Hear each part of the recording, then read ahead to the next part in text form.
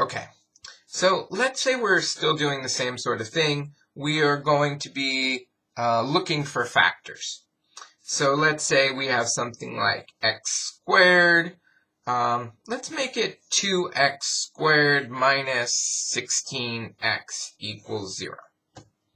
Okay, well, there's a lot of things that we can do here.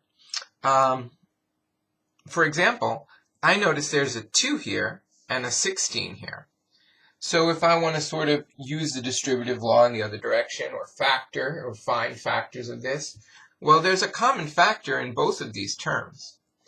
And when I use the word term, I'll just remind you that term is just a cluster of things multiplied together. So this is 2 times x times x. This is 16 times x, or you can even think of it as 2 times 2 times 2 times 2 times x, either way.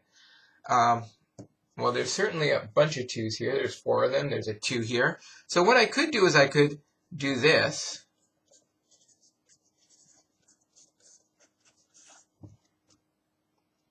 Or I could have done something like this.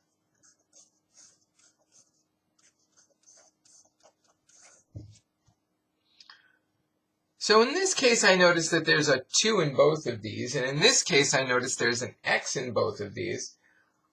Or what I could have done is I could have done it all in one step, noticing, hey, I have a 2 times x, so I can pull a 2x out of here. I have a 16 times x, so I can pull a 2x out of here. So what I can do is in one step alone, I can pull out a 2x, leaving me with an x here. And here, I'd have 16 divided by 2, which would give me 8. And no more x, because the x got pulled out.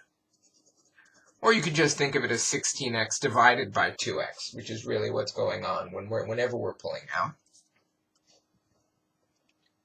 So that's equal to 0. So in doing this, we're going to call this sort of the greatest common factor. So we're pulling out the greatest integer and as many variables as we can in one step. Greatest common factor. And, you know, you can do it in 2 steps. There's nothing wrong with doing this and pulling out a 2, or doing this and then pulling out an x. If you want to do it in many steps, do it in many steps. But I just wanted to say, you can look for the greatest common factor, maybe save you a little bit of writing. In any case, at this point, I know that either this is 0 or this is 0. So, well, x is 0 over 2 means x is 0. And here, this just means x equals 8. And these are my solutions. They are my only solutions, and they are both solutions. And you're encouraged to plug these into the original equation to figure this out. Or if you want to double check your work. The 0 is quite obvious. You could probably see that 0 minus 0. The 8 is going to get a little bigger, but if you have 2 times 8 squared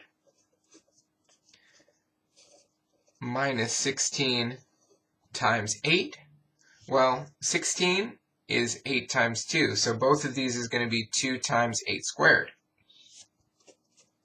Or you can just plug it into the calculator if you prefer. Either way is fine.